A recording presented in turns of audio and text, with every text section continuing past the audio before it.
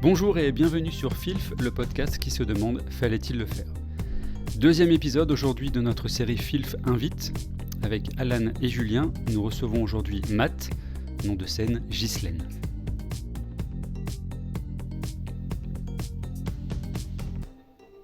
Bonjour Alan. Salut. Salut Julien. Bonjour. Et bonjour Matt. Bonjour Matt. Salut. Bienvenue. Merci à tous les trois. Tu es venu nous parler d'un film aujourd'hui. Et avant de nous présenter ce film, est-ce que tu pourrais te présenter un petit peu ? Bien sûr. Bon, on va faire court, on va se concentrer sur l'aspect cinéma. Très bien. Donc sur le fond, plutôt, en tout cas longtemps cinéphage, et puis aujourd'hui plutôt cinéphile, par manque de temps je dirais.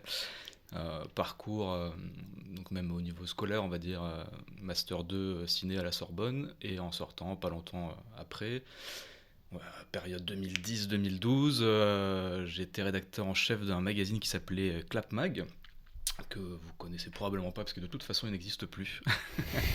Mais une belle aventure, coucou aux copains d'ailleurs si jamais ils écoutent. C'était un magazine à la fois donc sur internet, critique de films, et on le distribue aussi gratuit en papier, sorti des cinémas, dans certains cinémas aussi, dans des bonnes salles de ciné à Paris, un peu les ciné indépendants, et à la sortie du métro. Donc voilà, c'est un petit peu mon parcours. Aujourd'hui j'ai un peu moins les pieds dans le ciné, mais j'y ai laissé le cœur. Très bien. On se connaît, mais en fait, je ne savais pas la moitié de tout ça. Ouais, Pareil, je découvre. je suis sur le cul, en fait. Très bien. Un petit peu sans voix, du coup, mais très bien. Est-ce que vous avez des questions, les gars, ou est-ce qu'on commence Non, c'est tout bon. On commence la présentation du film. Bien sûr. On y va. Matt, quel film as-tu choisi ? Alors j'ai choisi de vous parler, je voulais avoir un petit peu votre avis sur Cartel de Ridley Scott, The Counselor. Ouais, tu vas pas être déçu. Non, pourquoi ce film ? Pourquoi ce film Parce que je sais que tu avais longtemps hésité, tu avais une liste de films aussi. C'est vrai, j'avais, en fait, quand on en a parlé à la base sur l'éventualité de participer au podcast, j'ai regardé, je me suis dit, je voulais à la base choisir un film qui va vraiment dans l'ADN de l'émission. Est-ce qu'il fallait ou pas faire ce film ? Et j'ai commencé à réfléchir comme ça sur différents films. Il y en a plusieurs qui sont venus, qui étaient plutôt des films d'horreur d'ailleurs, parce que la période Master 2, j'avais fait mon Master 1 sur le cinéma gore. Donc j'avais un début d'une cinéphilie déviante, c'est toujours sympa. Les films déviants, en général, tu te demandes toujours s'il fallait les faire ou pas, et au moment de l'écriture, et surtout a posteriori quand tu les regardes. Et donc voilà, il y avait des films type Massacre à la tronçonneuse 2, il y avait Evil Dead 3... qui sont... Voilà, je trouve que la question se pose vraiment... C'est légitime, oui. On n'en traite pas assez, vraiment. C'est vrai, on ne traite pas assez des suites. Voilà. Des suites des films d'horreur. Il n'y a pas de souci. Non, mais on va Après, on met ça dans tout à fait la d'accord avec bourse, ça, bien sûr. Voilà. Donc il y avait plein de films comme ça, j'avais fait une petite liste d'une douzaine de films, et du coup j'arrivais pas à choisir. Je disais à Emmerich, bon, faut que je me focalise sur un film. En plus je sortais de Barbie, je me disais même Barbie s'y prête très bien, c'est pas un film d'horreur, quoique, mais voilà, donc j'arrivais un peu je savais pas trop comment choisir, puis en fait c'est en me baladant dans ma DVD tech, je retombe sur le DVD de Cartel, enfin le Blu-ray de Cartel, et je me dis non, en fait c'est évident, c'est de Cartel qu'il faut parler. Et pourquoi ? Pour deux raisons. Pour Ridley Scott d'abord, qui est quand même qui mérite qu'on parle de lui, pour le film d'ailleurs lui-même, et surtout parce que c'est vraiment le vilain petit canard de Ridley Scott. C'est le film le plus mal aimé, et probablement par la presse et certainement par le public aussi, avec les moins bonnes notes. Je suis allé regarder un petit peu où est-ce que ça en était. Je regarde sur mes notes pour pas te dire de bêtises. Tac. Ouais, je crois que sur Allociné il est à 2,5, un truc comme ça. 2,5, je crois que c'est la presse, le public, je crois qu'il est à 1,8. C'est assez dégueulasse, ouais. Pas se mentir, sur 5. Et donc ça c'est la presse et public français, mais même sur IMDb, c'est moins violent, mais là c'est pas franchement terrible, hein. Il a 5,4 sur 10, c'est pas fou, et c'est une fois de plus son moins bon film. Donc voilà, la question se pose, fallait-il le faire ? Pas mal, ok. On va essayer de répondre. Non, mais la première partie était un petit peu sur toi, ton rapport à ce film-là, donc c'est vraiment plus sur la question qui se pose, ou alors comment tu l'as découvert ? Qu'est-ce qui t'a amené sur ce Alors film ? moi je l'ai découvert au cinéma. J'ai regardé un petit peu, parce que je me rappelais plus à quel moment je l'ai découvert, c'était en 2013. Mais du coup, je vais un peu spoiler mon avis dessus, en tout cas. Et on peut même le dire maintenant, on va spoiler le film. Hein. Aussi, ouais. Tu peux, n'hésite pas. Hein. Perso, moi j'essaie de spoiler le moins possible parce que j'imagine que vu les retours, peut-être pas beaucoup de gens l'ont vu, donc je leur laisserai la surprise Non, s'ils veulent par le voir à la contre, fin. après, si ça peut te déculpabiliser un peu de le spoiler, Ouais. les retours qu'on a en général Ouais. dans des émissions qu'on fait dans Ouais. lesquelles effectivement on divulgage Oui. tout, hein, vraiment Ouais. beaucoup, c'est quand même les gens ont envie de revoir, enfin on donne envie aux gens de revoir le film. Mm. Donc malgré le fait qu'on divulgage, Mm. ça voilà. Donc n'hésite pas. Mais en tout cas, là, sur mon avis et comment j'ai rencontré le film, donc 2013, cinéma, donc à Paris à l'époque. Et moi, perso, je vais pas dire que j'y allais à reculons, mais tu avais là, donc la presse qui était donc très mauvaise. Le casting qui était quand même 5 étoiles, voire plus. Donc je partais un petit peu en me disant qu'est-ce qui va se passer, qu'est-ce que je vais voir, avec plutôt des a priori quand même positifs par rapport à Scott, même si il m'avait déçu, mais a priori pas tant que ça à cette époque-là. Tu vas pour Ridley Scott à ce moment-là ou pour le casting? Pour les deux, ou... pour les deux. Ok. Ouais, pour les deux. Et alors c'est toujours plus facile, il y a ce rapport-là à la critique, surtout qu'à l'époque j'avais vraiment les deux pieds dans la critique aussi, donc... C'était la période Clap Mag du coup. Ouais, on était encore dedans. 2013, c'était la fin. Enfin, pour moi, c'était à la fin à peu près de l'aventure sur Clap, mais j'étais encore. Voilà, je voyais pas beaucoup de films. J'avais encore des pieds dans la critique, et je faisais attention un petit peu à tout ce que les collègues de la presse en général disaient. Donc voilà, j'y suis allé comme ça en me disant est-ce que ça va être bien. Et je pense que c'est toujours plus facile quand tu t'attends finalement à être presque déçu, ce qui était le cas quand j'avais vu la presse. Je me dis, bon, voilà, a priori, avec un peu de chance, ça va être sympa, mais il y a de grandes chances que ce soit quand même décevant. Voilà, donc là, je partais avec un a priori, dans mon souvenir en tout cas négatif, et au contraire, je suis sorti, j'ai trouvé ça vraiment très bien, au point même que l'année s'écoulant, et à l'époque, je voyais. C'était une époque où, en plus à Paris, j'avais la carte ciné illimitée, je pouvais m'enchaîner 3 films dans la journée. En moyenne, je pense que j'étais entre une 12 voire 15 films au cinéma par mois. Je travaillais quand même un peu, hein, mais ouais, ça faisait partie du boulot en même temps. Et donc voilà, je matais. Là, on était plus dans le côté cinéphage, clairement. Et donc j'avais vu beaucoup de films en 2013. C'était une année qui était d'ailleurs plutôt riche. J'ai retrouvé mon top 10 de l'année 2013. Et dans cette année qui était pourtant riche, il y avait Cartel en 7e position à la fin de l'année. Waouh, ok. Ah oui. Ah bon? Ah bon? Non. Très bien. Je sais pas. C'était une année où Non, tu étais ça- fatigué, c'est pour ça. Peut-être, mais en même temps, tu vois, j'ai relu. Ou alors, t'as vu beaucoup. C'était quoi les autres films de... Alors aujourd'hui, je ne la remettrai pas dans le même ordre, mais. C'était peut-être pas une grosse année en même temps. Franchement, si. Et je pense qu'il y en a d'autres d'ailleurs, au moins un que j'avais failli vous proposer d'ailleurs, qui est numéro 4. Je le mettrai peut-être un petit peu plus loin aujourd'hui, mais je le laisserai dedans. Et c'est rigolo, il y a des films qui bougeraient beaucoup, d'autres qui probablement seraient plus dedans. Mais j'avais mis Gravity en premier, de Quaron. J'avais mis Mud de Jeff Nichols en deuxième. Le Congrès d'Harry Folman, pour lequel j'ai beaucoup moins de souvenirs aujourd'hui, mais je trouvais que ça assez cool. Voilà, après un peu intellectuel, on va dire. Spring Breakers, Grand Écart d'Harmony Cohen, qui était le film que j'ai failli vous proposer. On aura peut-être l'occasion d'en reparler une prochaine fois. Pas mal. Là, pareil, on est peut-être dans la cinéphilie déviante, là encore. The Grandmaster de Wong Kar-wai. Le Loup de Wall Street de Scorsese. Cartel, donc, de Scott. A Touch of Sin de Jason Kay. La Vénus à la fourrure de Roman Polanski, dont je ne suis pas sûr aujourd'hui qu'il serait encore dedans, mais je le trouve quand même très sympa. Et en dernier, qui était plutôt un encouragement, on va dire, et en même temps, c'était la première fois depuis très longtemps que j'avais pas eu la frousse comme ça au cinéma. C'était Conjuring, le premier de James Wan. Ouais, qui était quand même très efficace. Très efficace. Je suis plutôt d'accord. Ouais. Cool, trop bien. Mais du coup, effectivement, tu dis que ton classement, ce serait plus le même aujourd'hui. Et pourtant, Cartel, tu le laisserais dans cette liste, dans ce top. Ouais. Tu y as réfléchi, tu disais que tu y as pensé encore pendant une année. Donc ça a mûri en toi. Donc même avec le recul, Ouais. tu es d'accord avec ton avis de cette époque-là? Ah bah alors je les ai pas tous re-regardés si tu veux dans le. Oui. Il y a Spring Breakers que j'ai dû revoir. The Grandmaster, je suis à peu près sûr de l'avoir revu aussi. Peut-être Le Loup de Wall Street. Et Cartel que j'ai revu pour l'occasion du coup. Les autres, je les ai pas revu depuis. Gravity, même si je trouve ça génial, ce qui est un pur film sensitif de mise en scène, autant c'est une expérience fantastique au cinéma, t'es un peu au futuroscope, quoi. T'en prends plein les yeux. Autant aujourd'hui, c'est un film qui a tendance à... J'ai pas forcément envie de le revoir. Je dirais pas qu'il a baissé dans mon estime, mais je le mettrais peut-être pas en numéro 1. Le Congrès, pareil, j'ai moins de souvenirs. J'ai aimé l'expérience, j'ai aimé la nouveauté qui a été amenée par la réalisation, le mélange avec l'animation et tout. Mais c'est probablement un de ceux de la liste que j'aurais le moins de plaisir à revoir comme ça, à froid. Hein. Peut-être que si je me le lançais, je trouverais l'expérience géniale. Mais en tout cas, dans ceux que j'avais le plus envie de revoir, je pense que Mud, il reste pas mal. Spring Breakers, j'ai vraiment une affinité toute particulière avec ce film.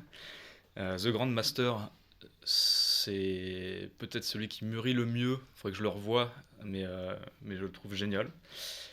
Le Loup de Wall Street, c'est quand même cool aussi. Et Cartel faisait partie de ceux que j'avais le plus hâte de revoir dedans. Alors, Et du coup, le film, t'as réconcilié avec Ridley Scott. T'avais dit que Ridley Scott t'avait déçu. Non, il m'avait déçu. C'est-à-dire, ouais. Si tu veux, le grand Ridley Scott, c'est si tu dois aller 3 films, ça va être peut-être Thelma et Louise en 3e. Je mettrais Alien en 2e, et puis Blade Runner, qui est pour moi c'est un monument, quoi. C'est le film de SF. Ouais. Donc et ça c'est le Ridley Scott finalement, plutôt début de carrière. oui, du coup. Avec même des films qui sont, on va dire, presque anecdotiques, mais qui sont un peu des Madeleines de Proust. Black Rain avec Michael Douglas, que j'avais adoré. Et voilà, après Scott continue, puis il y a plein de films qui sont très bien. La Chute du Faucon Noir, c'est génial. Gladiator, c'est génial aussi. Et puis il y a des films qui sont plus anecdotiques. Donc on n'est pas dans la carrière la plus incroyable de Scott, mais on est je crois juste après Prometheus. On est après Prometheus. Ouais, Prometheus, que j'avais adoré, mais avec ce petit symptôme de film pas fini. Tu sais, Oui.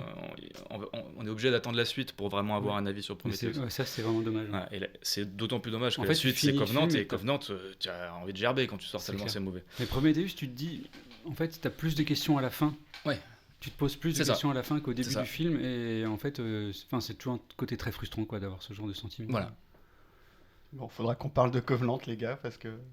Ah, Ouais, là, ok. voilà, j'aurais tendance à le défendre, moi, du coup. Ah ouais, dans Covenant, en sortant, je me rappelle, j'avais fait un post Facebook en référence à un autre film d'horreur alors pour le coup, c'est même pas de la série B, c'est de la série Z, je crois que c'est Inséminoïde le nom, qui a eu sa Dieu, ce petite, nom. ouais. Qui a eu sa petite heure de gloire dans l'époque VHS, qui est une sombre bouse, et je trouvais, j'avais l'impression presque que Ridley Scott faisait un hommage à Inséminoïde avec Covenant, donc je te raconte pas ma déception. Puis en plus de terminer Alien sur cette touche-là, ouais, ça m'a fait un peu mal au cœur, mais je serais curieux d'en rediscuter à Mais l'occasion. bon, une autre émission, du coup. Mais tu vois, juste après, donc on est entre Prometheus et Exodus, si je dis pas de bêtises. Oui. Exodus, pareil, grosse déception. Pour moi, c'est peut-être le plus mauvais film de Scott. Et donc Cartel au J'ai milieu. même pas vu Exodus. Ça parle de quoi, déjà, Exodus? C'est Temps des pharaons, l'histoire avec Moïse.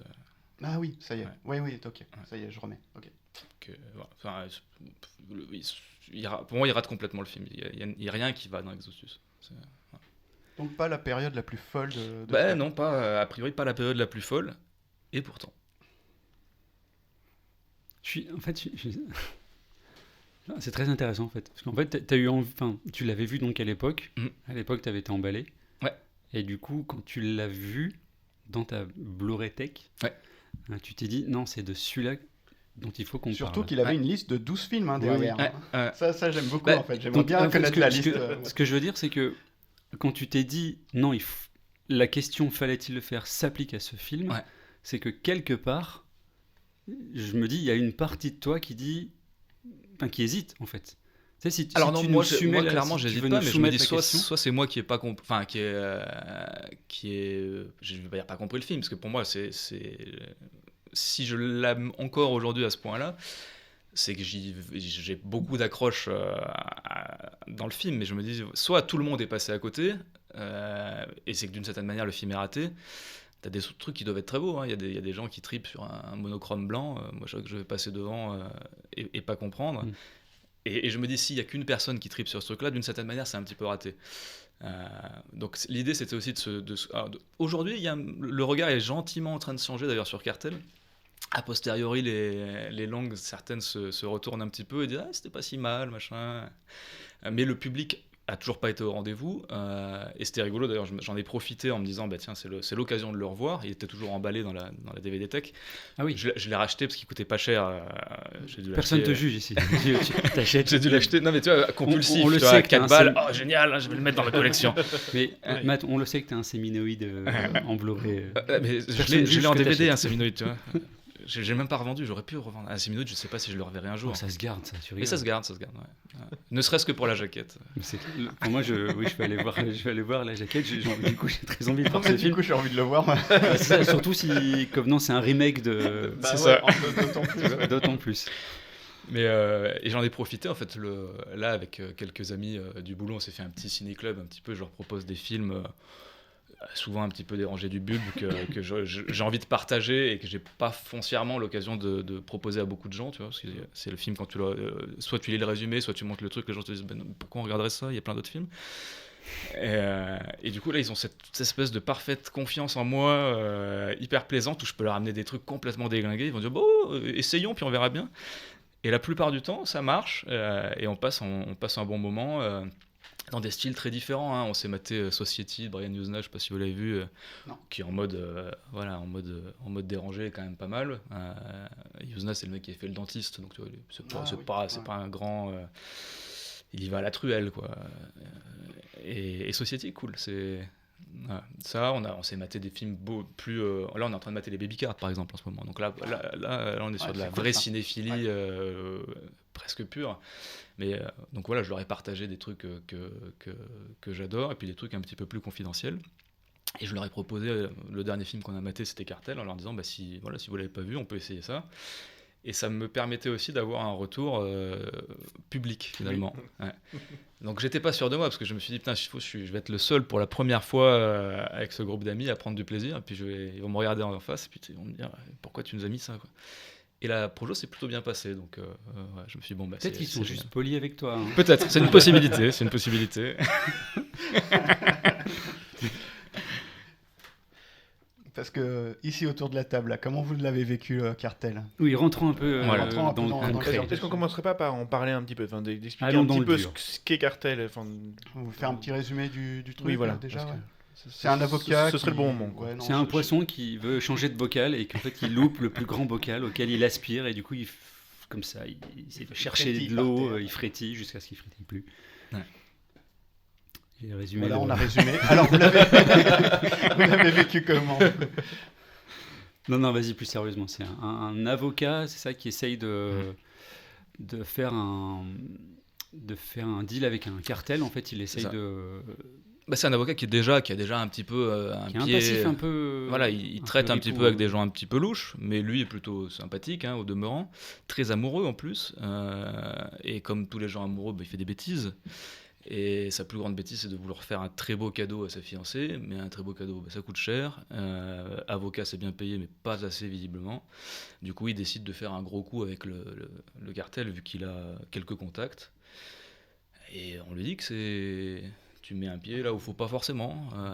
Et il met effectivement un pied là où il ne faut pas plusieurs forcément. fois. Ah oui, tout le film. C'est pas une bonne idée de faire ça. C'est ma grand-mère qui me disait ne mets pas ta main sur la porte du four, ça brûle. Ouais. Jusqu'à ce que tu mettes la main. Voilà. Et effectivement, ça brûle. Ça résume assez bien le film. C'est assez. Mais c'est vrai, c'est tout le film, quoi. Tout le film, on lui dit. Non, peut-être. Et puis, j'aime beaucoup. C'est rigolo comme on lui dit aussi, une fois que le pas est franchi, on ne fait que lui dire tu n'aurais pas dû. Oui. Non, là, tu n'aurais pas dû. Et il n'y a plus de retour en arrière. Donc, accepte l'idée tu n'aurais pas dû, c'est trop tard. C'est trop tard. Accepte l'idée que là, c'est terminé, quoi. Et plusieurs fois, ça aussi, on le dit. Effectivement. C'est un film stabilo. Oui, c'est vrai, très... Mais d'ailleurs, qu'est-ce qu'il fait exactement ? Parce que vous avez compris en quoi il est impliqué dans le coup ? Parce que j'ai pas compris, moi, du coup. Ils traitent avec un chèque qu'ils doivent récupérer de la drogue. En fait, ils attendent la drogue pour pouvoir la revendre derrière, tout simplement. Ouais. Mais lui, c'est quoi son rôle dans tout ça, au final? On sait pas vraiment, en fait. De toute façon, c'est un peu clairement, s'il y a un point noir dans le film, c'est cette espèce de confusion sur on va dire tous les contours de l'histoire. Le film, c'est pas qu'il se désintéresse de ça, le scénario se désintéresse de ça, parce que le scénario, je pense, a d'autres ambitions. Et tout est un petit peu dans une espèce de perpétuel éclipse sur tous les personnages. Le personnage de Brad Pitt, on sait pas exactement ce qu'il fout là, si ce n'est c'est a priori le mec qui fait un peu le raccord entre les États-Unis et le Mexique. Ouais, Mais son rôle concret, c'est assez flou. Ouais, c'est ça. Et l'avocat, si ma mémoire est bonne, je crois que c'est lui qui met un peu la mise de départ. Donc il est là pour multiplier les gains, quoi. C'est un peu, voilà. Il y a un problème sur le titre, en tout cas la traduction française du titre. Ouais. Parce que en anglais c'est Counselor. Donc c'est vraiment tu focuses sur le personnage de Fassbender. Donc ça. Ouais, que tout le monde appelle le conseiller. Je suis même pas sûr qu'on connaisse son vrai nom. C'est le seul qui n'a pas de nom. C'est comme le protagoniste. Ouais, c'est ça. Tenet, il a pas de. Et en français, ils ont décidé de le traduire en cartel. Ouais, et du coup, tu as l'impression de voir une histoire de cartel comme on a pu le voir dans Miami Vice, alors que c'est clairement pas le cas. On est là juste pour voir l'histoire d'un homme, et en fait, tout le reste, c'est des petits ajouts.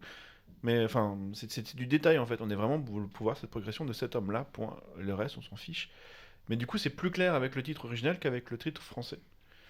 Complètement. Après, comme je te disais, tu vois, IMDb, on est sur l'international. Le film est quand même pas non plus hyper apprécié. La presse américaine, qui avait le vrai titre, a osé qualifier parfois le. Alors après, c'est un peu facile, puisqu'il y avait Scott aussi, je pense, en face. Donc, mais comme le pire film de tous les temps, par moment. Donc c'est un film qui, même dans sa langue maternelle, n'a pas été apprécié. Après, clairement, je pense que en France, en tout cas, où il y a une cinéphilie un petit peu différente, et où le film aurait peut-être eu un accueil plus favorable, aurait pu en tout cas, le choix de marketing de l'appeler cartel, c'est la principale erreur. Et cette erreur-là, elle ne tient pas au film, mais au distributeur, qui a effectivement fait un très mauvais choix là-dessus. Alors c'était pas complètement con, parce qu'en fait, ils mettent toutes les têtes d'affiche. Et ils disent c'est eux le cartel, tu vois, et puis c'est un peu vendeur quand même. Alors c'est vendeur, mais c'est potentiellement déceptif. Par contre, c'est voilà, exactement. Parce que tu vas voir quelque chose qui n'est pas en fait le produit proposé. Ouais. Et donc tu penses que ce serait une arnaque dans le sens où comme il n'a pas marché dans son pays d'origine, on va essayer de faire venir le plus de gens, comme on sait qu'il y aura des avis négatifs derrière. Il faut engranger et faire venir le plus qui auront des avis négatifs aussi. De toute façon, la pub. Ils essayent de faire venir les gens voir le film. Hein. Okay. Ça, c'est pas la première fois qu'on a des astuces comme ça. Parce que, effectivement, niveau tête d'affiche, ça fait plusieurs fois qu'on en parle, mais il y a vraiment du beau monde dans le film. Donc, tu as parlé de Brad Pitt. Qui on peut nommer d'autres? Penelope Cruz, Cameron Diaz, Javier Bardem. Ouais, quand même. Fassbender, on l'a dit. Ouais. Et puis même le casting, on va dire parce que là, ils ont presque, à part Fassbender qui est vraiment le premier rôle, tous les seconds rôles sont quand même très présents dans le film, un peu moins Penelope Cruz. Mais même les tout petits rôles, tu as des mecs comme Bruno Gantz, ça fait toujours plaisir de le voir. Donc tu as quand même un très beau casting. Ouais, clairement. Sur quoi tu vas aller? Il y a un truc qui t'est dit depuis tout à l'heure. On était encore en train de raconter l'histoire, et du coup, cet avocat, ça va mal se passer. Et puis, il va être doublé en fait. Il va être doublé par une. En fait, j'ai aidé par une femme forte, parce qu'en fait, dans la filmographie de Ridley Scott, il y a quelques femmes fortes. Et en fait, c'est je pense, pour moi, donc Malkina, donc joué par Cameron Diaz, c'est pour moi le personnage le mieux construit. Je trouve pas que ce soit le mieux joué. Alors là, on sera pas d'accord. C'est vrai. Enfin, non, c'est pas le mieux joué dans le film. Mais en termes de jeu d'acteur, c'est probablement le meilleur rôle pour moi de Cameron Diaz, qui n'est pas une actrice au demeurant qui m'intéressait particulièrement. Ça se limitait presque jusque-là. Non, c'est pas vrai.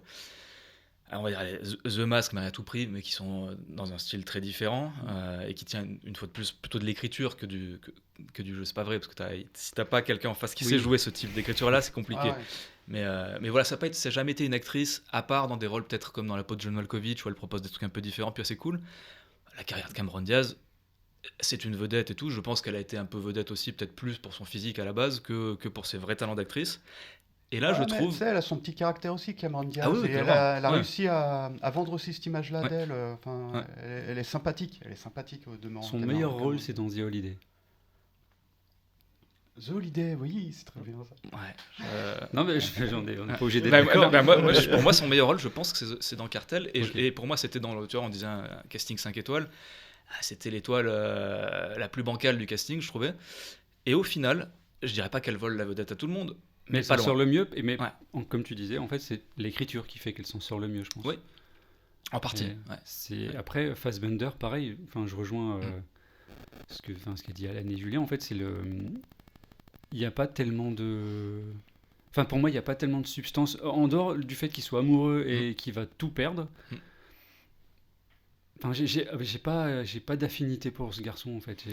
Ah, mais À le aucun film moment. te demande vraiment. pas forcément d'en avoir. Et d'ailleurs, je pense Ouais, que mais c'est c'est un le film qui est. personnage principal. Donc, Ouais. C'est un film dans lequel tu peux difficilement avoir d'affinités, à part peut-être justement avec Penelope Cruz qui est un peu effacée. Oui, mais Ok. dans la mesure où, effectivement, le titre original, c'est The Counselor. Et c'est son nom dans tout le film. Il est peut-être mentionné 50 fois. Donc c'est clairement lui, en fait. C'est lui, le personnage principal, c'est son histoire. Donc à partir du moment où tu crées une histoire, où tu as un personnage qui est tellement omniprésent qu'il n'a pas de prénom d'autre que son titre, qui est aussi le titre du film, ben, fais en sorte que je m'attache un peu, en fait. Parce que si tu t'attaches pas à ton personnage principal, au personnage principal, c'est compliqué après de ressentir tout ce qui lui arrive en fait. Ouais. Moi, je me suis attaché quand même. C'est pas le personnage auquel je m'attache le plus dans le film. D'ailleurs, à l'époque même, j'avais presque été un petit peu déçu parce que Fassbender, pour le coup, lui, était en train de monter comme une étoile filante, avec toujours des rôles hyper puissants. Et là, effectivement, il a un rôle pas neutre, mais en face, on a des gens comme Bardem qui sont complètement explosifs. On a Brad Pitt qui, suivant ce que tu vas lui mettre entre les mains, peut faire des miracles. Et là, il a pas grand-chose, mais je trouve qu'il fait un miracle. Il fait, On a Cameron Diaz qui, pour moi, clairement, c'est son film. On a Penelope Cruz qui a un tout petit rôle, qui est un peu en retrait, mais qui a un peu une espèce de caution de pureté les dans ce touchantes, film-là. c'est exactement. Ouais. Et on a Fassbender qui finalement a. Du film, Fassbender, c'est l'espèce de monolithe qu'on a mis au milieu. On lui demande d'être sur un rôle plutôt neutre finalement par rapport à tous ces trucs qui ont beaucoup plus d'ampleur que lui dans le film, et il fait un espèce de finalement de fil qui va tenir le film un peu comme un équilibriste, et moi je partage sur la fin, même si finalement ce personnage ne m'est jamais sympathique, je partage sa peine, parce que en fait, il y a aussi ce rapport à une forme de réalité. Je trouve que ce film est assez juste sur des personnages qui existent et qui sont généralement pas attachants parce que c'est pas des gentils. Non. Et donc le film à aucun moment essaie de te dire ce mec-là, il faut que tu l'aimes et tout. Non, tu l'aimes pas. Mais par contre, tu comprends sa peine, tu la partages. Et putain, à la fin, c'est dur. Moi, à la fin, là, même en l'ayant revu, je me dis putain, il y a un côté et pourtant il y a pas ce côté hyper doux que tu peux avoir sur l'attache que tu peux avoir avec Brad Pitt par exemple dans Seven, tu vois, où tu dis les enfoirés, là de cette manière tu pourrais presque te dire des deux côtés de la barrière, chacun mérite ce qui lui arrive, mais pour autant c'est dégueulasse. Oui, alors après c'est vrai. Dans Seven c'est mieux amené parce qu'en fait le personnage de Brad Pitt dans Seven, il arrive, il est plein de naïveté, plein de bonne volonté, il a envie que ça file droit. À côté, tu as Somerset, je crois son nom de Morgan Freeman. Bonne question. Enfin bref, non, c'est peut-être bien Somerset le nom de Brad Pitt. Enfin bref, tu as Morgan Freeman, lui qui est donc à la retraite. Ça me fait penser à L'Arme Fatale du coup. Un petit jeune qui arrive tout fringant, tout fou et tout foufou, et l'autre qui en a vu d'autres. Mais bon, dans Seven, c'est bien plus grave. Mais en fait, tu prends le temps de... Enfin, tu partages son envie de bien faire, en fait, on partage sa naïveté. Donc à la fin, c'est terrible ce qui lui arrive. Mais parce que ce sont des vrais gentils. Oui, parce que ce sont des vrais gentils. Si tu veux, mais Fassbender, à la fin, en fait, quand il ouvre cette pochette et qu'il voit le DVD qui s'effondre, parce qu'il sait ce qu'il y a dessus, en fait, moi, ça me touche, mais parce que c'est Penelope Cruz, c'est le sort de Penelope Cruz qui me touche dans cette scène. Il y a ça aussi. Pas ce qui lui arrive à lui.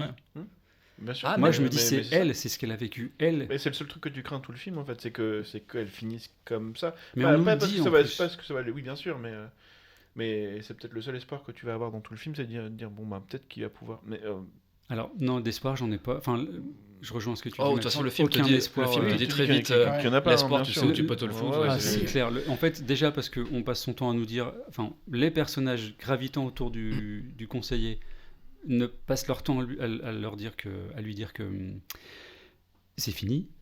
Donc là, choisis bien ta prochaine étape, le pas que tu vas faire. Si tu fais dans cette direction, c'est fini. Il le fait, et effectivement, du coup, la deuxième partie du film, on lui dit c'est terminé. Donc, il y a ça, mais il y a aussi le fait qu'on lui dise, on lui parle très tôt du collier automatique qui étrangle. Il y a une mise en on place. lui parle très tôt du snuff movie, et je trouve que ces moments viennent de nulle part, en fait. C'est-à-dire qu'en fait, Javier Bardem, quand il parle du collier automatique, tu sais que tu vas le voir après. Tu sais que c'est un fusil de Tchekhov, mais un des moins subtils que j'ai vu de ma vie, quoi. Je suis d'accord. Ouais, mais Parce que ça vient de nulle part, en fait. C'est juste là pour nous dire à nous, ça va se passer. Ça vient aussi du milieu dans lequel on évolue. C'est justement, et c'est là que le cartel n'étant quasiment jamais visible ou de façon très sporadique dans le film, il est toujours évoqué par les personnages du film, et ça c'est un élément représentatif de la violence du cartel qui est réel et qui à mon avis même et c'est très dépassionné, je trouve, en fait. La manière dont Brad Pitt dit, t'as déjà vu un snuff movie? Parce qu'en fait à ce moment-là t'as l'impression que Brad Pitt sait déjà que la fiancée du conseiller va finir sur un DVD. Sinon je vois pas pourquoi il lui dirait à ce moment-là, en fait. Continue et ta femme sera dans un snuff movie. Non, sinon, ça c'est ce que dit le film. Mais c'est pas Brad Pitt qui le dit. Scène, mais c'est dépassionné. Je pense que les snuff movies, malheureusement, ça existe. C'est comme ça que ça marche. Et je préfère dans l'idée me dire que c'est dépassionné que des passionnés, parce que ce serait encore plus atroce de dire qu'il y a des gens qui sont passionnés par ça.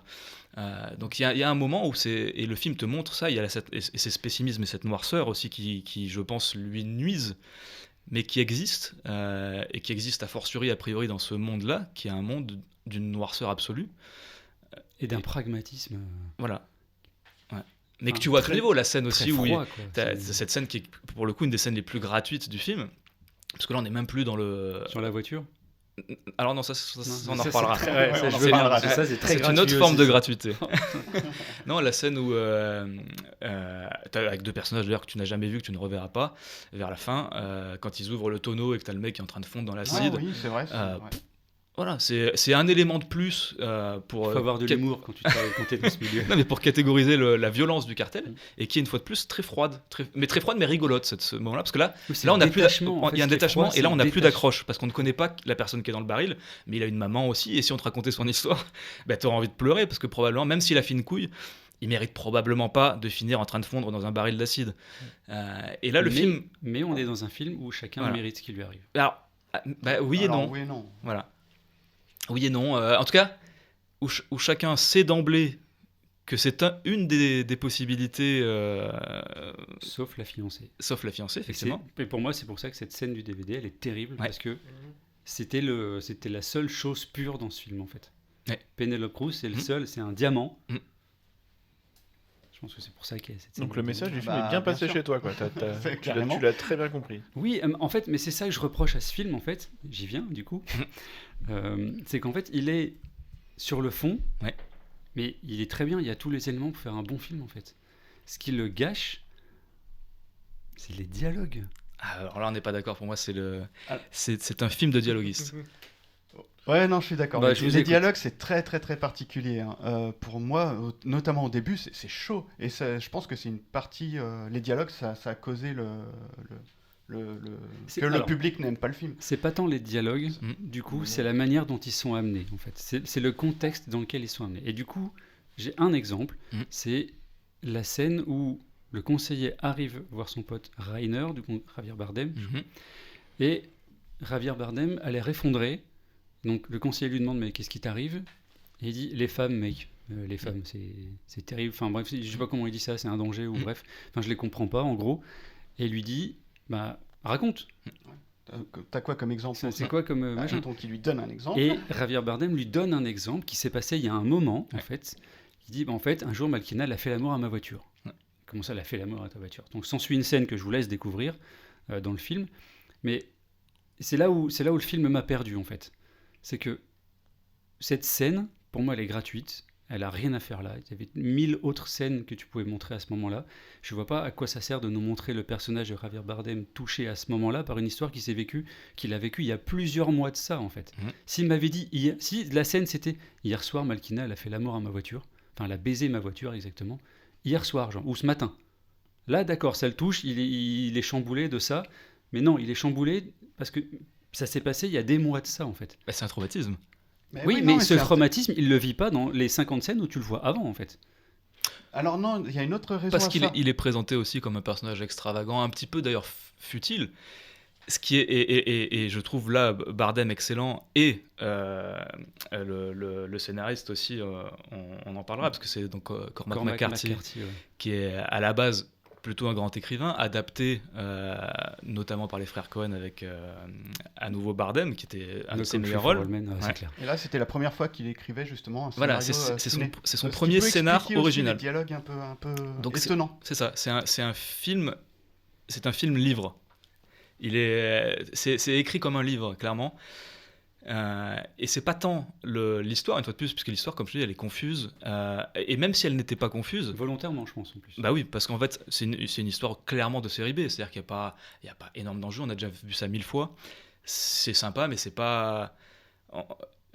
Je rebondis sur tout à l'heure quand on parlait des mecs de Seven ou quoi, c'est des gentils. Des méchants. Cartel sympa, on a déjà vu par exemple Scarface, et ça pose même d'autres soucis. Moi j'ai adoré j'adore encore Scarface, et là on a un truc où tu vas t'identifier jusqu'à un certain point à Pacino. Il y a un moment où tu peux plus t'identifier, mais Breaking Bad. par exemple où on te fait finalement alors Breaking Bad elle prend le temps aussi de construire avec une série, Mais à la fin, tu te demandes. Ouais. Mais en fait, je suis pour ce mec depuis le début. Ouais. Est-ce que j'ai bien fait, en fait? Oui, mais on arrive finalement, et ça peut avoir un effet pervers. Scarface a été pour moi un phénomène là-dessus, c'est-à-dire qu'on arrive à rendre sympathique un mec qui est une immondice. Et ça, je trouve ce film-là, Cartel, a l'intelligence de ne jamais le faire finalement. C'est-à-dire qu'on partage la peine sans pour autant aimer la personne. Et ça, l'écriture de McCarthy, je trouve qu'elle est forte parce qu'elle fait des dialogues savoureux et parce que finalement elle va cueillir ça ailleurs, pas par le scénario, pas par la cohérence finalement de ce qu'elle raconte, mais par les touches finalement impressionnistes qu'elle va mettre. Et la scène de la voiture, pour moi, elle est génialissime. Pour moi, c'est des scènes qui me hameçonnent, c'est-à-dire que je suis tout le long dans le film et je trouve ça plutôt bien, et puis au bout d'un moment, hop, on m'attrape et waouh. C'est parce que de toute façon, une scène comme ça n'a aucune logique, n'a aucune presque ça n'existe Non. pas. Mais en même temps, c'est Non, ça qui est t'as génial, c'est de la rendre pseudo-réelle et de susciter tout ce qu'il y a autour. C'est-à-dire que c'est un film aussi qui parle beaucoup, qui est paradoxalement très froid, on l'a dit, mais très charnel aussi. C'est un film qui est très Non. sexy. Ah si. Non. C'est pas parce que ça parle de sexe que c'est sexy. Alors, À pas aucun que. moment, la scène d'intro entre Penelope ouais. Cruz et Fassbender, je trouve pas ça sexy, en fait. Ah bah alors, Ouais, moi- pareil, je suis plutôt d'accord avec Emmerich. Alors, C'est moi, pas je- parce que ça parle de sexe. Ouais. Moi, je trouve pas ça sexy, je Tu trouve vois ça très beau, très pur. Oui, Et là, je suis d'accord. c'est même peut-être, je réfléchis 2 minutes, mais je pense que c'est la plus belle scène de Cuny du cinéma. J'en ai pas beaucoup qui viennent en mémoire. L'autre Oui, seul, moi non. l'autre seul qui vient, il me semble qu'il y a un Cuny dedans, c'était Color of Night avec Bruce Willis.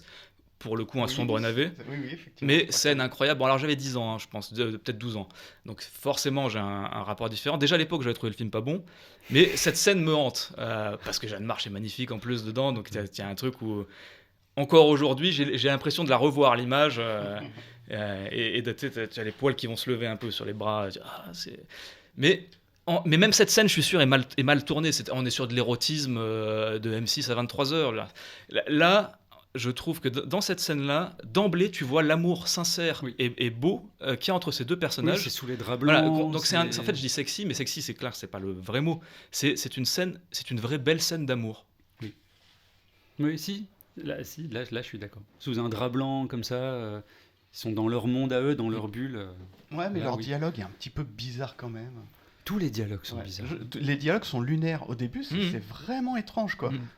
Tu te dis, mais enfin, c'est pas possible de dire des trucs comme ça, ouais. Au bout d'un moment, j'ai fini par prendre le coup, mais c'est vrai qu'au début, les dialogues, ils sont... C'est très écrit, mais parce que McCarthy est un moraliste finalement. Donc, ce qui prime dans ces dialogues, c'est vers où on va aller. Et on va aller vers une morale. La morale d'ailleurs, elle est pas très compliquée. On pourrait presque dire pas très finaude, mais elle amène certaines réflexions philosophiques qui elles le sont plus et elle les amène souvent par des détours. D'ailleurs, elle cherche même pas vraiment à les creuser. Mais les dialogues, je les trouve justement assez géniaux parce que un petit peu étrange, en même temps très bien écrit, très beau, très littéraire. avec ces espèces d'apartés philosophiques qui offrent des débordements au film. Non, je trouve que c'est... Souvent, quand on parle de dialoguiste, surtout en France, on a Audiard. Mais Audiard, il y avait toujours pareil, les dialogues d'Audiard, il y a un décalage. Mais on est sur de la comédie presque. Oui. Donc, on est plus habitué à ça. Ça crée une distance finalement avec le spectateur. Là, ce qu'on n'a pas l'habitude, c'est d'avoir, et je trouve que c'est encore plus difficile finalement, des dialogues qui sont à la fois pseudo-réalistes, puisqu'on est quand même dans une histoire qui se veut entre guillemets réaliste. Donc, il n'y a pas ce côté Audiard. Et avec une ambition supérieure qui est de parler de morale et de parler de philosophie. C'est un exercice extrêmement difficile et je trouve que McCarthy le réussit plus que haut la main. Ouais. Niveau philosophie, je sais pas. Après, ça donne au film une touche vraiment particulière que finalement j'apprécie au final. J'ai eu après le film, j'étais quand même très partagé. Je savais pas vraiment quoi en penser. Non, je pense que ça donne une touche quand même au moins unique au film. Il a au moins ce mérite-là, quoi. D'ailleurs, Fassbender est probablement, entre guillemets, le moins philosophique. Il y a ce côté, il a cette forme de naïveté aussi, c'est-à-dire qu'il encaisse la philosophie de tous les autres et il a subi. Mais tu as Bardem qui est au départ vraiment un personnage qui semble très futile, même physiquement, je veux dire, avec cette espèce de coupe improbable, ces vêtements où tu dis, t'as l'impression qu'il est habillé en désigual, il n'y a rien qui va. Et en même temps, moi, il m'attendrit énormément sur cette scène où il se confie. Il a une morale de petit garçon, presque, qui a peur des femmes. Mais en même temps... quand il dit « j'ai pas envie de te perdre ouais. ». Et en même temps, je m'attache un petit peu à lui. C'est l'espèce de gros balourd qui fait un peu le mec musclé, qui se la raconte et tout, et qui en fait est un peu comme tout le monde. Il y a un petit garçon au fond de lui. Je caricature un petit peu parce que je trouve que c'est beaucoup plus fin. En fait, j'ai pensé à ça quand Malkina lui dit, moi, dès qu'il y a une hache qui va passer à travers la porte, moi je m'en vais. Ouais. Et il lui dit, oui, je sais, mais j'ai pas envie de te perdre. Et sa manière de dire, j'ai pas envie de te perdre. Elle est touchante, je trouve ça. Oui, marche. parce qu'elle est au-dessus de lui, elle est assise, elle est plus haute que lui. Lui, il est presque affalé sur une espèce de transat. Ça fait, oui, j'y ai pensé, ça fait petit garçon. Ouais.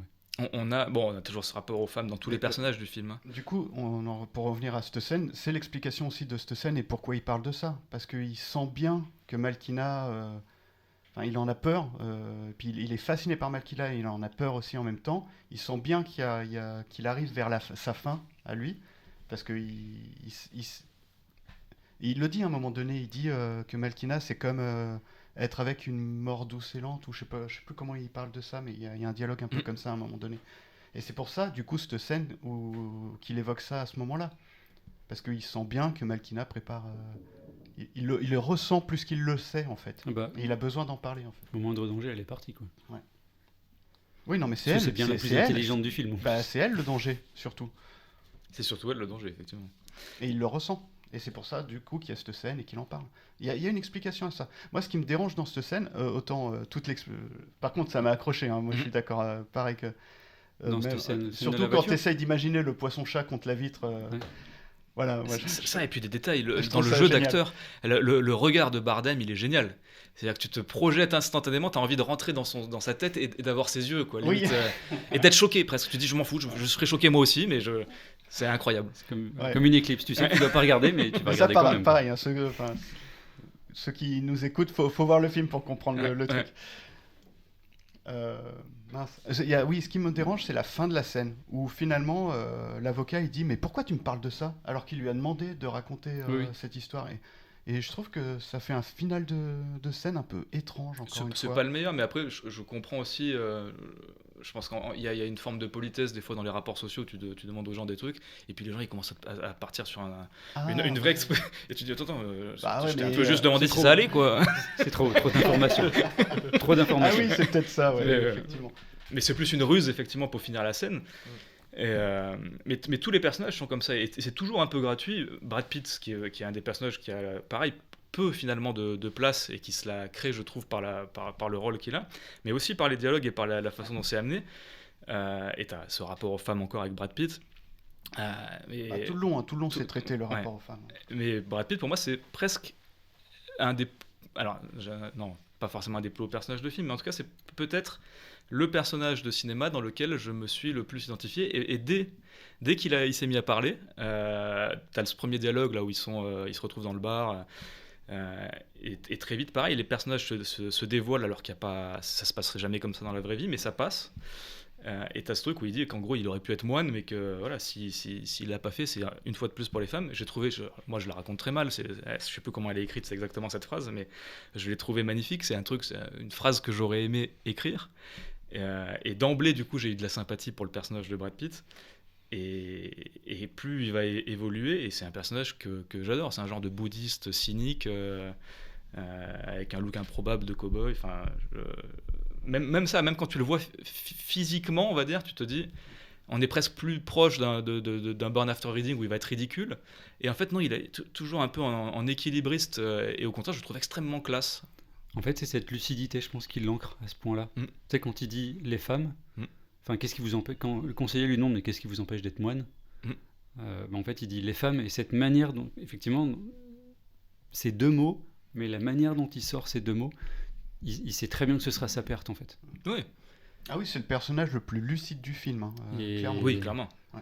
Et ce sera sa perte, effectivement. Et après, quand je m'identifie, c'est au-delà même de cette phrase. C'est-à-dire que, pour de vrai, moi j'aurais pu être moine. J'ai même fait une retraite chez les moines à l'Érins et tout. Et c'est un monde qui me fascine.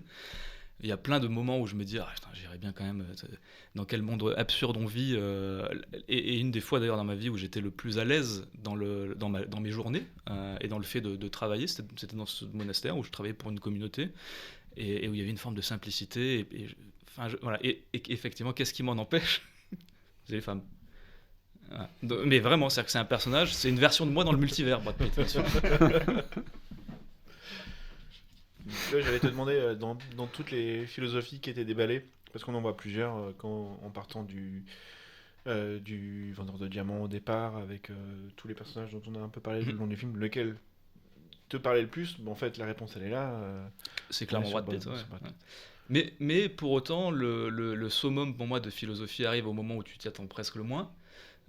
C'est avec le chef, El Jefe à la fin, que tu n'as jamais vu d'ailleurs, tu sais même pas qui est ce mec-là. On reçoit un coup de fil. Et c'est complètement lunaire. Là, on est clairement sur un truc purement lunaire. Et je me rappelle même quand j'ai vu le film, là, j'ai failli sortir. Film, hein. Oui, tout le long. Mais là, c'est un degré. Mais là, en particulier. Ouais. Et en fait, c'est un truc, une espèce de leçon de philosophie qui débarque. Alors... Et que je trouve génialissime, vraiment. C'est la plus intéressante. Pour moi, clairement, c'est l'essence du film. Et là, avec le message au-delà de cette espèce de noirceur qui est en gros, vous êtes le monde que vous avez créé et il va s'éteindre avec vous.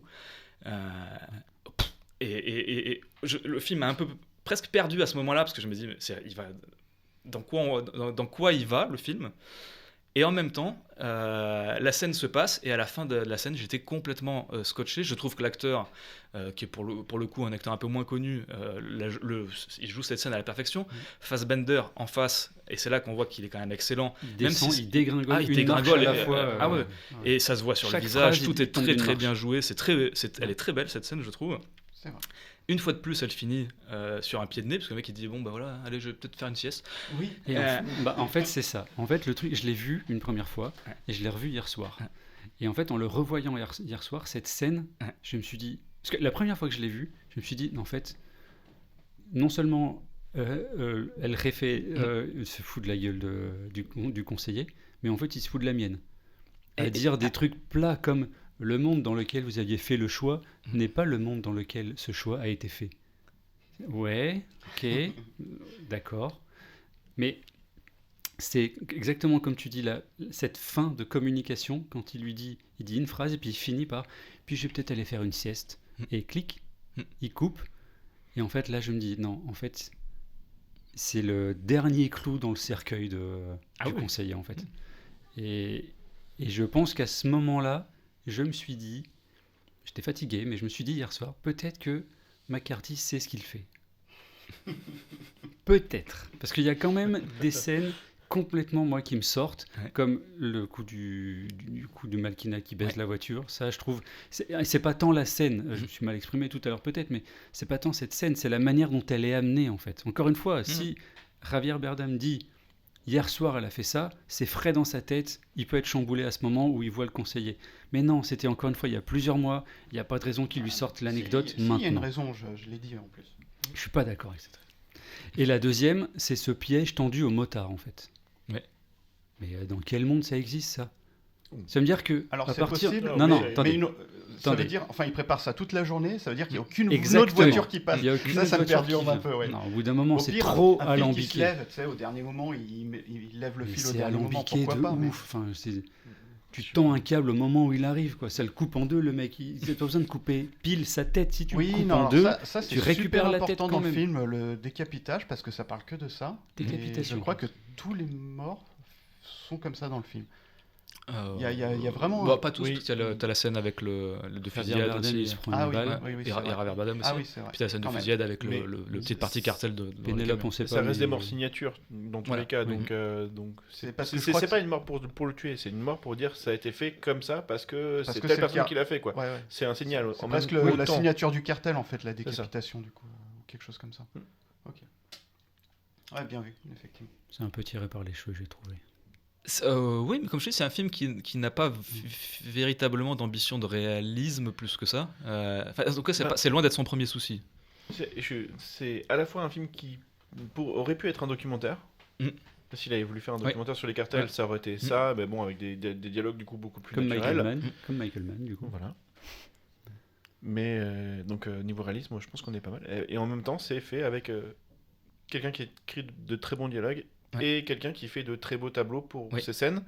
Donc du coup, c'est deux mondes qui sont opposés. Ouais. Donc forcément, il y a un moment où on se dit mais qu'est-ce qu'on est en train de regarder? Pourquoi est-ce que je le vois comme ça? On se pose la question, tout le film, c'est normal. Et après, ces dialogues, faut bien les jouer. Hein. Il y a... C'est comme tu dis, Brad Pitt, je trouve qu'il s'en sort magnifiquement bien. Et là, tu te dis, ouais, ok, quand même, sacré acteur. T'as effectivement, le chef de la mafia s'en sort bien. Fassbender s'en sort pas toujours bien avec ses textes, je trouve. Bah, c'est lui qui a les moins bons textes, en fait. Et en plus, c'est pas évident. Ouais. Et puis, comme tu dis, il est une sorte sur une neutralité, une sorte de fil. Mais c'est aussi un avocat qui se croit plus malin qu'il ne l'est. Oui. Donc il y a ce côté-là aussi. C'est pas évident. Il s'en sort pas si mal, mais je trouve que sur les dialogues, pas tant que ça. Il représente le rêve américain, tu vois, c'est vraiment... Aussi, Il est là pour dire, non mais en fait, je suis capable de pouvoir me faire plein d'argent, il y a une opportunité, je vais la prendre. On dit, attention, c'est pas pour tout le monde. Ben, effectivement, c'est pas pour tout le monde, c'est réservé à une élite.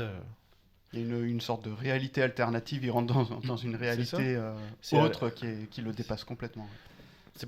Il y a plein de choses à en retirer, mais effectivement, européen, c'est plus de l'analyse, enfin pas de l'analyse, mais c'est plus voir un petit peu ce qui se passe réellement aux États-Unis. Puis c'est pas flatteur du tout. Et en même temps, côté États-Unis, je sais pas pour quel public ça peut toucher en fait. Est-ce que c'est des gens qui vont adhérer à cette philosophie? Tu vois, de dire oui, il y a moyen d'être le meilleur, de briller, de se créer son monde, enfin tout le reste n'existe pas. Si mon voisin meurt, enfin si je dois tuer mon voisin pour arriver à être riche, c'est pas grave, de toute façon la vie a pas de sens. Enfin bref, est-ce que c'est pour ces gens-là? Est-ce que c'est pour le commun des mortels, pour leur montrer que ce monde existe? Autant qu'on a du film social pour leur montrer ce que c'est que la misère, là pour leur montrer, ben voilà, regardez la philosophie des gens qui sont dans une autre sphère que vous. J'arrive pas à savoir pour qui ce film est fait, ou si c'est juste Ridley Scott qui s'est fait plaisir. Je pense que j'espère, hein, en premier lieu, j'espère que le réalisateur, son but toujours est de se faire plaisir en espérant que ça fera plaisir aux autres. Je pense que Ridley Scott clairement se fait plaisir avec le casting, avec McCarthy, où on se dit putain c'est génial, c'est le premier scénar de McCarthy. Et ce film-là traduit aussi les obsessions de McCarthy sur la morale pessimiste. Qui a toujours d'ailleurs été un peu confuse. J'adore No Country for Old Men, mais c'est un film qui est confus, où tu sais jamais qui tu suis, les gens disparaissent, tu sais pas pourquoi, la fin pareil, tu te dis attends c'est vraiment fini, ça finit comme ça, parce que en fait l'histoire, la réalité de cette histoire-là n'intéresse jamais trop McCarthy finalement, même dans La Route c'est pas tant ça, c'est toujours les obsessions humaines, ce qu'il y a à l'intérieur de l'humain qui l'intéresse. Et ce qu'il y a à l'intérieur de l'humain, souvent, il montre quand même, il met en avant le côté très sombre, très noir, la cupidité, qui est vraiment l'élément central du film. Et c'est là que je trouve qu'il est très fort, c'est qu'il arrive, dans cette noirceur-là, à chercher des éclats de lumière, qui sont une lumière un peu étrange, mais voilà, à amener comme ça des soubresauts d'humanité. Même chez Moi, je trouve pas, par exemple, que le chef de la mafia se foutre de la gueule de Fassbender. Je trouve comme tu dis, il enfonce le clou sans aucune méchanceté, en lui disant, en fait, tu savais dans quoi tu mettais les pieds. Oui. C'est le business, c'est comme ça. Et même, je vais te Oui, mais dire... c'est la 15e fois Oui, qu'on lui disait. Mais c'est le premier qui lui dit en fait quelle est la solution. La solution, c'est de l'accepter. C'est horrible, hein. C'est une solution, mais c'est comme quand tu as le cancer, par exemple. Hein. La meilleure solution, c'est d'abord de l'accepter et après d'essayer de te soigner et tout. Mais si tu commences à te stresser, machin et tout, c'est pire. Et là, c'est ce qu'il lui dit. Il lui dit de toute façon, voilà, c'est comme ça, pas autrement. C'est horrible, hein, mais c'est le premier élément de réponse. C'est pragmatique, c'est froid, pragmatique, ouais. Mais t'as vu le temps qu'il lui accorde aussi? C'est vrai qu'il lui accorde beaucoup de temps. Ouais. Il n'y a rien qui est anodin. Même le fait que cette scène dure, mine de rien, il y a un côté humain dans le sens je prends le temps de répondre et de te dire ce qu'il en est pour de vrai. Mais c'était pas du tout obligatoire. C'est presque une scène, je crois que malheureusement elle est coupée parce qu'en plus il y a eu 2 versions. Le film c'est rigolo parce qu'il est pas, c'est un film qui est plutôt avare en violence finalement. Mais quand il est sorti au cinéma, la scène par exemple du Bolito a été retrécie. Normalement, on voit la décapitation complète. Ah, j'ai regardé la non censurée, donc dans la version télé après celle de Brad qui est Pitt disponible. Ouais. Ouais. Il me semble que tu vois pas quand ils enlèvent le corps, donc tu vois pas la tête coupée. Et je crois que le dialogue, à vérifier, j'ai peut-être une bêtise, mais le dialogue avec le chef est un petit peu coupé. Il y a des moments où il parle de la pierre philosophale, donc il dérive vers l'alchimie. C'est une phrase. Elle sort complètement d'ailleurs presque du reste.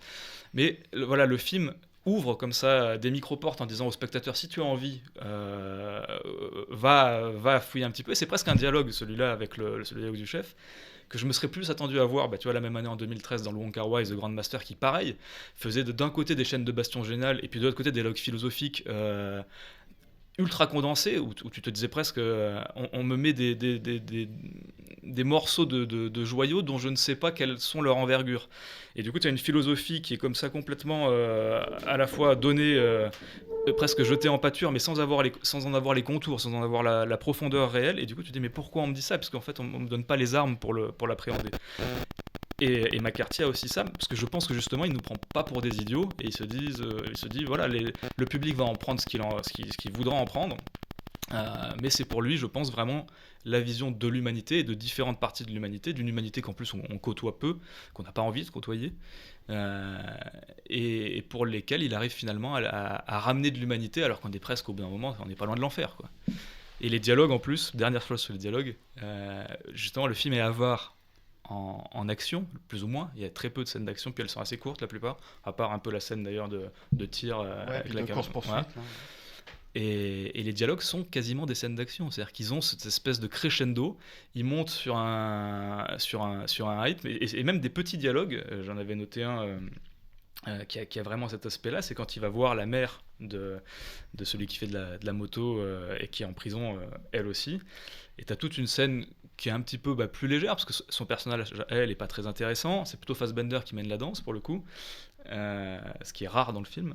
Et arrive ce moment où elle lui demande si elle peut le payer, le service qu'elle lui demande avec une fellation. Et lui, il finit le summum du crescendo. Pareil, c'est avec je trouve cette finesse et non-finesse en même temps, parce que mais en même temps, c'est fin de lui dire qu'il lui répond combien il manquerait, quoi. C'est des dialogues d'action. Ouais. Ah oui, mais ça, non, c'est intéressant, parce qu'on voit que Fassbender, dans son milieu, il maîtrise. Oui. Il est justement, et c'est pour ça qu'il passe au-dessus, Ouais. justement. Donc c'est pas anodin, et c'est intéressant, cette scène, du coup, aussi. Dans le chef, tu vois aussi petit aspect, t'as la philosophie, mais t'as même la culture. Ils abordent, t'as l'histoire avec le poète Machado qui est. Enfin, je trouve ça génial de mettre des trucs comme ça sans justement trop l'appuyer. Et après, c'est au spectateur de creuser, quoi. Un poète qui perd sa femme. Bon, alors vous parlez beaucoup de philosophie, mais moi, j'en vois pas non plus tant que ça dans le film. Enfin, il essaye peut-être d'en mettre. Enfin, en tout cas, moi, ça m'a pas. Pour le coup, ça me touche pas. Par contre, toute cette noirceur de l'humanité, ouais, ça, je trouve que c'est très réussi. Et puis ça me touche, par contre, ouais, effectivement. Très fort. Pour en revenir au cartel et tout, pareil, c'est juste. Ça met juste l'ambiance et l'histoire, comme on le dit, hein, c'est pas du tout par rapport à eux. Et même le chef qu'on voit à la fin et tout. Ça met juste l'ambiance du milieu en fait du film, parce que finalement c'est la nana, c'est qui Malkina, oui. Malkina, et elle fait pas vraiment partie du cartel, Non. elle est pas Non, la elle chef double. du cartel. Mm. Ouais, c'est ça. Mm. Et en fait, elle est. On parle de ça en fait dans le film, et pas du cartel. Et Mm. c'est juste elle qui chasse ses proies et qui les tue en utilisant le cartel en fait. Et on a tendance à l'oublier un peu en regardant le film. On se dit vraiment Ouais. que le cartel est au centre et tout, mais en fait non, pas du tout. Le cartel c'est à peine une toile de fond quoi. Oui, clairement. Pour exprimer le côté très nihiliste de l'humanité. Mais Malkina aussi a une part de philosophie presque rétrograde, Voilà, qui est animale complètement, mais qui a une beauté comme ça de prédatrice, pareil, montrée même avec ce tatouage de peau de léopard, de guépard, avec les guépards que tu vois dans le film, qui sont un peu son animal totem. Mais en même temps, elle a ce côté... t'as presque envie de lui pardonner finalement. Alors que justement, tout ce qui est atroce dans le film, quasiment, il y a une partie qui est implicable au cartel, mais c'est elle qui derrière tire les ficelles. Oui. Et c'est elle, lancé tout en ça. définitive, effectivement, que tu aurais envie de démembrer à la tronçonneuse à la fin, du coup, parce que c'est pas bien ce qui s'est passé. Et en vrai, son personnage reste, je trouve, étrangement attachant.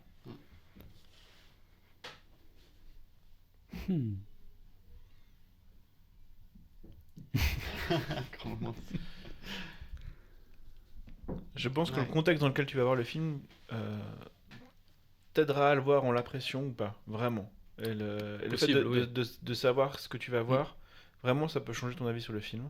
Le fait de le découvrir comme ça, il y a trop de contradictions pour en ressortir satisfait. Mm. Donc c'est pour ça que j'étais plutôt pour qu'on le spoil, parce que je pense que savoir dans quoi on met les pieds en allant voir ce film peut vraiment donner envie et peut vraiment te le faire aimer. Voilà, je sais pas trop sur quelle partie on pourrait partir maintenant. On a fait bien le tour de beaucoup de points. J'espère. Moi, pour moi, effectivement, le premier élément qui est difficile avec ce film-là, c'est que c'est quand même un film très noir. Et on n'a pas envie, en général, en tant que spectateur, de s'imposer un truc où tu ressors. Il y a des films, par exemple, que j'ai adoré, je pense au Tombeau des Lucioles, que j'ai aussi dans ma DVD Tech. Et j'y vais à reculons pour le revoir. Ouais, parce c'est que, en fait, il va clair. il va me plonger dans un état d'esprit, dans un état physique, en fait, que j'ai pas foncièrement envie de revivre. Cartel, là où je trouve il y a cette espèce d'intelligence-là, c'est que d'un côté, il te plonge dans cette noirceur-là que tu sens physiquement et que tu n'as pas forcément envie de vivre en tant que spectateur, mais en même temps, il va essayer de te tirer par la philosophie, par cette espèce de possibilité de la lumière qui est saupoudrée à quelques endroits. Du coup, l'expérience devient moins dérangeante. Je trouve qu'il y a vraiment ce côté toujours... Il est toujours bancal entre côté charnel, très froid, très bavard, mais en même temps très frontal. Les dialogues et l'histoire. Il y a toujours quand même un petit peu d'humour, de la violence. Tout est mélangé comme ça, mais en même temps, c'est très premier degré aussi. Et étrangement, alors que tout ça, normalement, ne devrait pas fonctionner, je trouve que ça fonctionne. C'est intelligent, je vais dire personnellement, sans être prétentieux, c'est un reproche qui a souvent été fait au film, pour le coup. C'est cérébral, plus que prétentieux, je trouve, effectivement. Mais c'est cérébral et sensuel. C'est quand même relativement lent, mais en même temps, tu as une espèce de tension permanente. Vraiment un film qui joue sur les deux. C'est un film d'équilibriste qui est jamais vulgaire, mais qui est extrêmement bling-bling à plein de moments. Même dans cette esthétique très froide au niveau cinématographique, avec une photo qui est très belle, mais qui est un peu glacée, presque publicitaire. Voilà. Pour moi, le bling-bling, c'est presque le truc que j'ai le moins envie de voir. Plus, je préfère voir limite de la noirceur, parce que ça va aller quand même chercher des choses chez moi, que le bling-bling. Mais là, ce bling-bling-là, finalement, il passe. Je sais pas, je trouve ça taiseux sans être chiant. C'est noir et brillant à la fois. C'est un petit diamant brut, je trouve. Il a le mérite d'aller au bout de son propos. Oui, clairement. Donc là, il édulcore pas sa fin.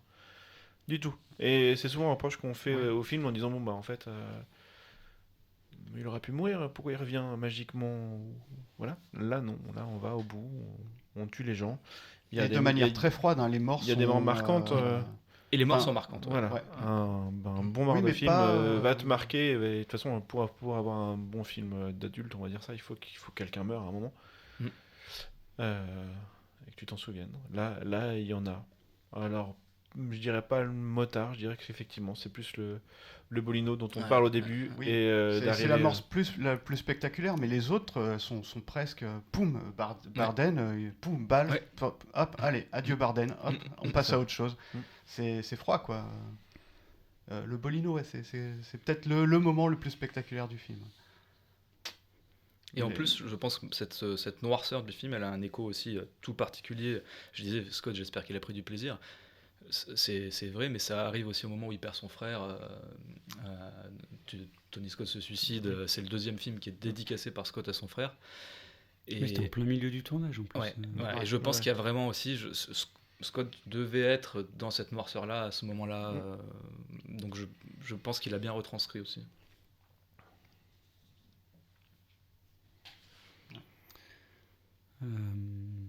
Ok. Je vois ce que tu veux dire sur ce côté équilibriste, mais enfin pour moi il y a trop de. Du coup, pour reprendre une image de cirque, c'est comme un jongleur qui jongle avec des assiettes, mais enfin pour moi il en fait tomber trop en fait. Il y a vraiment trop de moments où je suis sorti du film. Le coup du câble où je peux pas m'empêcher de me dire mais en fait il y a personne, il y a pas un véhicule qui est passé sur cette route, il l'installe, il fait jour, il attend, il fait nuit. Mais c'est pareil, tu vois, ça c'est des. Enfin, C'est les routes américaines. Ouais, c'est les routes américaines. C'est quelque chose dont on peut pas s'imaginer en fait. Donc je me suis pas dit est-ce que ça peut être vrai ici à côté de chez moi. Je me suis dit est-ce que vraiment tu as des routes perdues au fin fond d'un désert Oui, mais sûrement que oui. où tu Enfin, peux te mais permettre vois, de ça. enfin, voilà, D'autant qu'il prend cette route probablement parce qu'elle est perdue et déserte. Ouais, C'est ça, justement, Je sais ouais. qu'il est à 300 km/h là-dessus. Et j'entends bien, mais après, il y a ce fameux. Je vais pas y revenir, mais cette scène de baisse de voiture qui, encore une fois, vient de nulle part.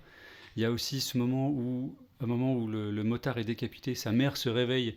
Oui, ça c'est un Dans des la moments que prison, j'aime le moins, Et effectivement. je dis, mais enfin, Ah à oui, aucun c'est moment très dans la dommage, vie, ouais, personne peut-être. ressent ça. Ça marche pas comme ça, la vie. Enfin, Alors, si, tu ça perds un peut proche, arriver, tu ça. perds un proche à 300 km de là, tu te réveilles pas en sursaut en disant tiens, Ouais. il est mort. Alors, Mais il c'est paraît vrai que que ça ça, arrive. ça- ça. Ouais, t'as Ouais, des ouais, expériences, ça peut- genre des. Mais c'est bizarre parce dans que un Mais film pourquoi- très froid Exactement. comme ça, d'un seul coup mettre un peu de, Pourquoi de- dans de un film- spiritualité comme ça, C'est ça. en plein T'as un milieu. film très pragmatique où on le dit depuis le début, c'est dépassionné, un mort est un mort. Parce que elle le dit, Malkina, c'est du business, c'est pas de la rage. Et au bout d'un moment, tu sors cette espèce de spiritualité. Oh, tiens, mon fils est mort quelque part. Enfin, il y a plusieurs Ouais, choses c'est comme vrai que ça c'est qui étrange ce moment. m'ont Ouais, t'as pas sorti. nécessaire. Et je sais qu'il a Et encore essayé de une me fois, c'est raccrocher. très hein. lunaire, quoi. C'est voilà. Donc, non. Enfin, voilà, vous l'avez compris, je pense, depuis un moment, ma réponse est non, il fallait pas faire. Pourtant, t'aimes bien Tarantino. Et Quel c'est- rapport c'est assez similaire dans ces dialogues mais qui c'est- sortent de nulle Non, part. ah et- non, enfin, et ça Non, peut- Cartel, peut-être il que t'as veut- quelque il chose veut qui se montrer rapproche, que mais rien à l'écrit- voir. Non, Cartel veut montrer que son écriture est intelligente. Tarantino, ses dialogues, c'est des tranches de vie qui t'amènent quelque part, qui t'amènent un sens, mais ça part de. C'est une autre forme de gratuité Ouais. qui est plus funky. Ah oui, c'est ça. Mais Ça se qui prend est- moins au sérieux. Ça se prend moins au sérieux, mais ce qui est Là, aussi... Cartel se prend très Ah au oui, sérieux. clairement. Mais c'est justement d'autant plus difficile, je trouve, quand tu dis, voilà, j'assume, ce que je vais vous montrer, c'est sérieux. C'est plus facile, presque, finalement, de faire des bons dialogues en disant, vous trouvez ça génial, c'est Bibi qui les a fait, hein. Mais bon, en plus, Non, c'est pas je l'ai fait un peu... Non, ouais, mais non, entre guillemets, non. je trouve ça presque plus prétentieux que le mec qui va frontal en disant, voilà, moi je pense ça, je vais mettre les couilles sur la table, hop, c'est comme ça, vous prenez pas. Mais finalement, il met son cœur un peu, McCarthy, je trouve, dans ce truc-là. Enfin, son cœur ou son âme, j'en sais rien, un peu Son des deux. pénis aussi. Oui, ouais, mais chaque homme met son Hein. pénis partout où il passe. Hein. Je sais pas pourquoi j'ai ri à ça, c'est pas drôle. Enfin, c'est bien amené, mais attends, c'est pas ça. C'est triste, c'est ça. Bref. Et vous, pour vous, il fallait faire Cartel? J'hésite encore en fait, en vrai. C'est pas possible, ça, président. Ouais, c'est bizarre, c'est la première fois que j'hésite autant comme ça. Alors, Julien, tu réponds Le Moi, temps que je me moi, décide. je vais répondre oui, pour deux raisons. C'est qu'il va déjà.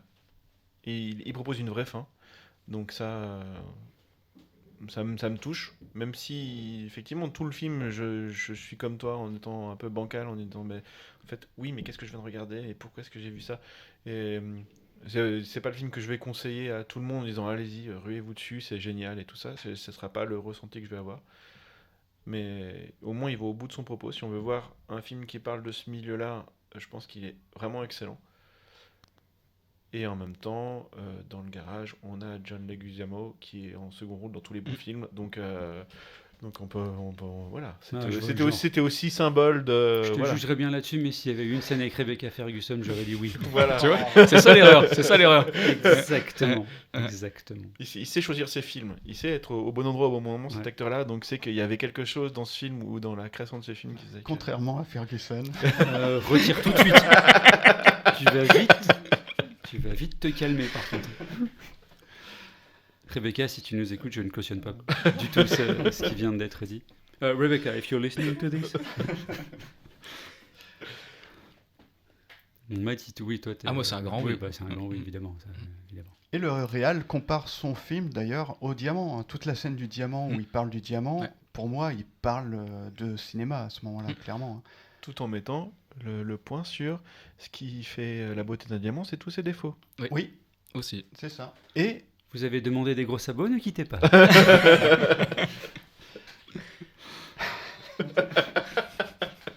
La subtilité, j'ai pu avoir en stock non, ça, mais la voilà. subtilité, j'ai déjà tout vendu. Non, mais tu vois, il reste accessible.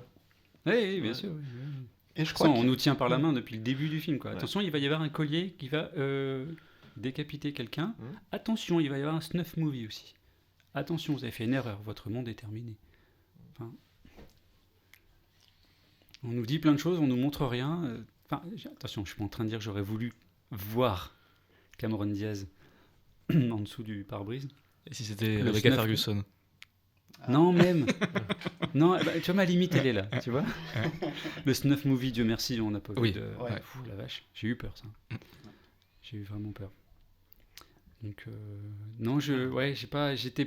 Il y a plus de moments qui m'ont décroché que de moments qui m'ont accroché. Il y en a eu, attention, hein. Je n'ai pas passé un mauvais moment, mais ouais, je suis sorti du film plusieurs fois. Voilà. Donc c'est Alan. 3 oui, merde. Ah non, t'as toujours pas dit Alan. ouais, non, je sais pas, je suis mitigé. Tant pis, tu passes ton tour. Ouais. Mais si, pourquoi pas, ouais. Parce qu'il est, il te reste un peu sur le beat quand même quand tu le vois le film, mine de rien, ça te travaille quand même, donc peut-être pour ça quand même un oui. Avec peut-être un petit bémol parce que j'adhère pas à tout dans le film. Heureusement que t'adhères pas à tout. Voilà. Oui, ça on dirait long quand même. Eh ben, merci Ok. Matt pour cette découverte. Ouais. Je l'avais jamais vu. Non, Pour pareil. le coup, et je pense que j'y serais jamais allé volontairement. Donc, Ah bah tant mieux alors, avec plaisir. Alors moi j'ai eu l'impression de l'avoir déjà vu en fait. Où je l'avais passé au ciné, j'en avais vu des bons passages, je sais pas, mais il y a des choses qui sont revenues quand je l'ai vu en fait. Enfin bah voilà. Voilà. Mais merci pour cette proposition parce qu'effectivement ça rentre bien dans l'ADN du film comme tu disais. Ouais. C'est On a bien joué le jeu. Non mais c'est vrai, vraiment, c'était chouette. Bon bah top. Est-ce qu'on a des questions un peu plus personnelles à poser à Mathieu? il me semble que tu en avais noté quelques-unes. Est-ce que tu veux y aller? Oui, si t'es chaud. Vas-y.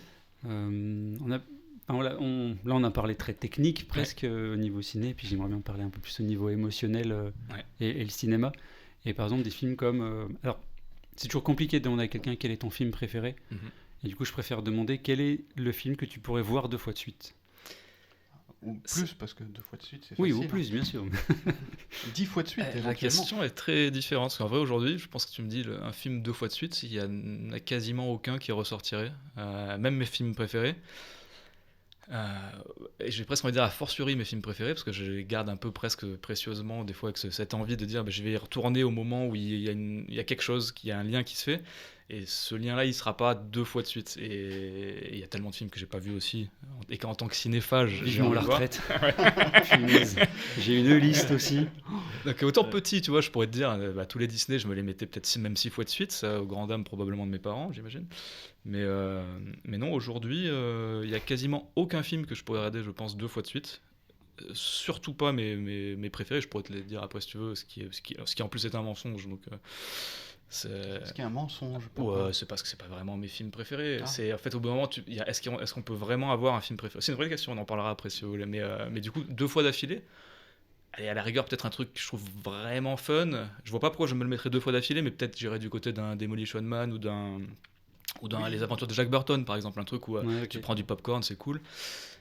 Et c'est vraiment des films excellents et dans lesquels tu ressors avec t'as un goût de reviens-y. En théorie, j'y reviendrai pas direct, mais plutôt un Twin Peaks saison 1, tu vois, tu te mets un petit épisode de la saison 1, c'est encore plus lynchien, tu te le mets 2 fois, 3 fois d'affilée.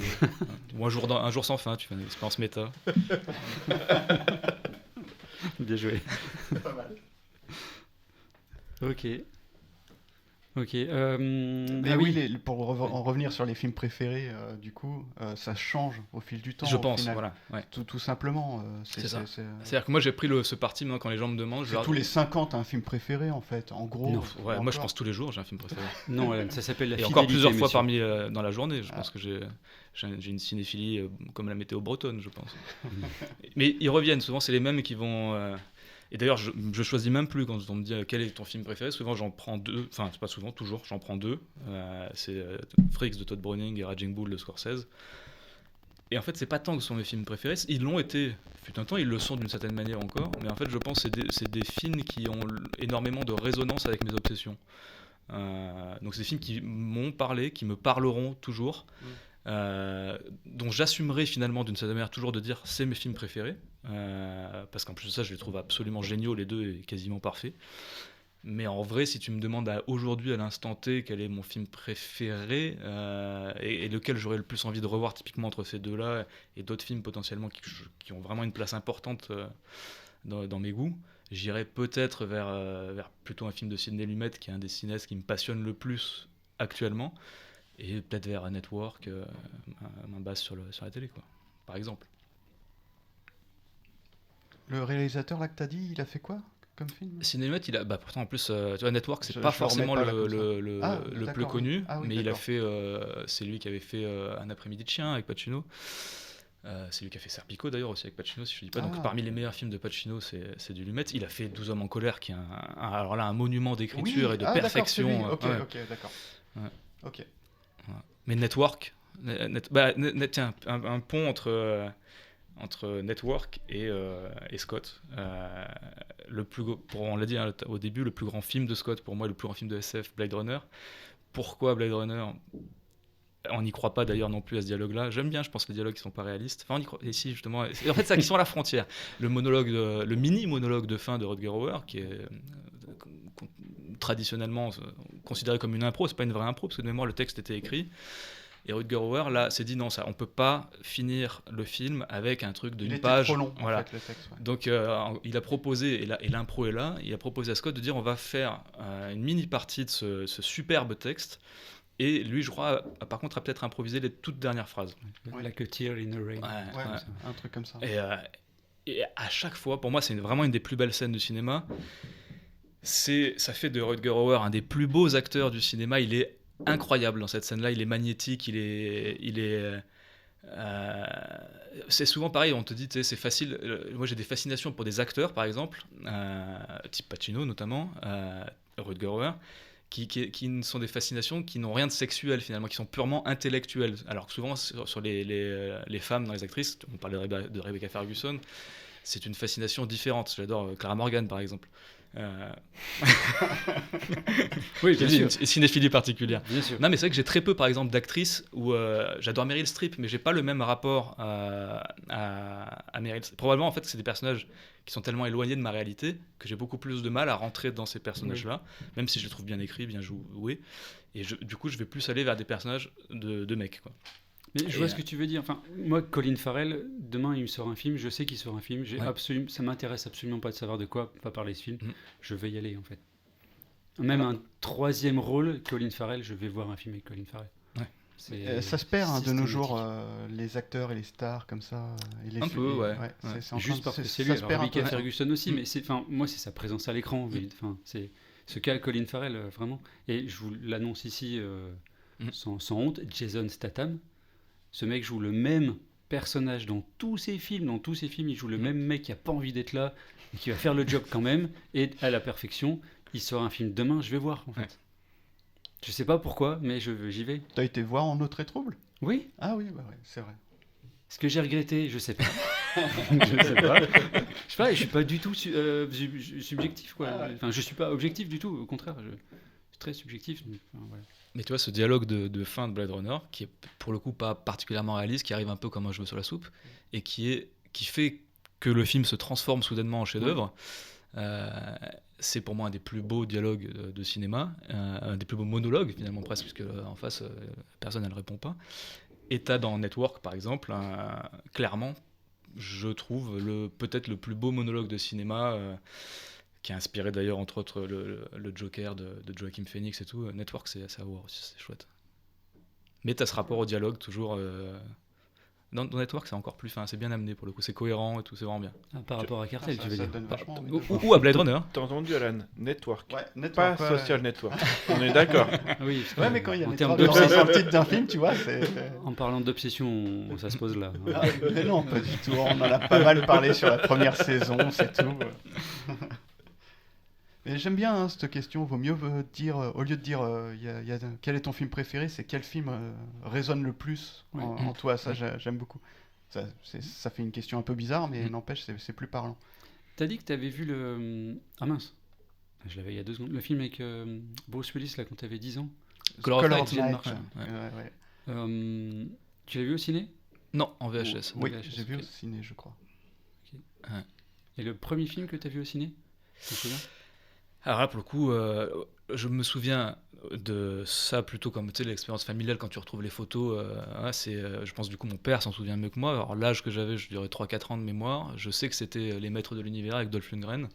Stylé. C'est génial. Pas mal, hein. Ouais, j'adorais le dessin animé. Je regardais ça, j'avais les figurines Ah bah à la maison et tout. Ouais, pareil. Donc il s'est dit génial, je vais lui faire plaisir, je l'emmène voir le film au cinéma. Je pense que je vais voir 20 minutes avant de partir en mode sieste. Et c'est du coup surtout lui qui a vu le film, donc il sera plus à même d'en parler. Mais je crois qu'il n'a pas une grande expérience. Non, du coup, peut-être moins là-dessus. d'affect avec le dessin animé. Ouais, ça lui avait pas non plus beaucoup. Ah, excellent. Ouais. D'ailleurs, je crois que je l'ai jamais rattrapé en entier. Ouais. Ok. Il m'avait pas donné envie quand il m'en avait parlé, mon papa. C'était Excellent. pas terrible. Apparemment. Excellent. J'ai fini, mais j'en avais une, mais bon, je voulais finir sur une note positive. En fait, je voulais te demander le film qui t'a donné envie de quitter la salle. Mais Ouais. Et, il y en a eu plein. Enfin, il y en a eu plein. Mais surtout, quand j'étais donc critique, je m'imposais aussi des fois d'aller voir des films qui n'étaient pas forcément dans mon choix, mais typiquement, tu parlais des Fast and Furious, par exemple, qui m'ont pas donné envie de quitter la salle, mais c'est pas ma cam, a priori. c'est parce qu'il n'y a pas Jason Statham dedans. Voilà. Si, je On va dire ça. Mais il y a... Mais il y aurait mon Jason dedans, mec, mais Mais tomber, il est le dans les carton, Fast quoi. and Furious, Mais pas qu'est-ce que tu tout, racontes il y est 5 minutes. Il y est 5 minutes, ça compte pas. C'est pas Mais, le John Leguizamo des Fast and Furious. Ah bah, comme une autre expérience avec mon père. Alors peut-être qu'on sera pas d'accord, parce qu'il y a des gens qui adorent ce film, mais qui m'a vraiment donné envie de quitter la salle. Je suis resté jusqu'au bout. Hein. C'était le premier Blair Witch, par exemple. Oui.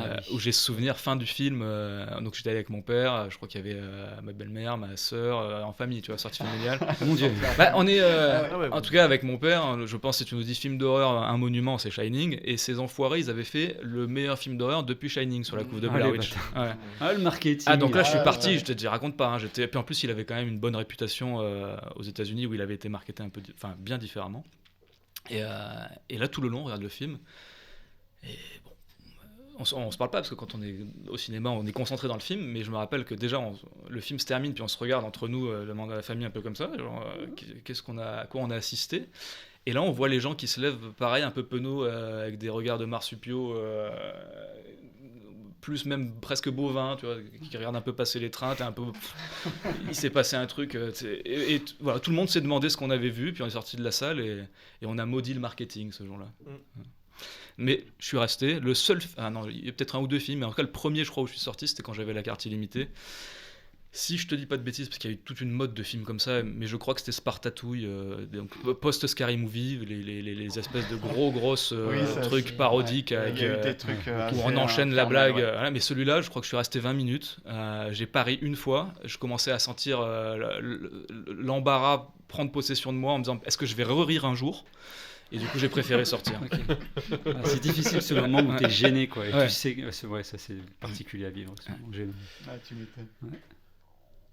Alors, Blair Witch, on pourra peut-être en parler un jour dans l'émission, hein, s'il fallait le faire ou pas, parce que ça a quand même lancé toute une série de films.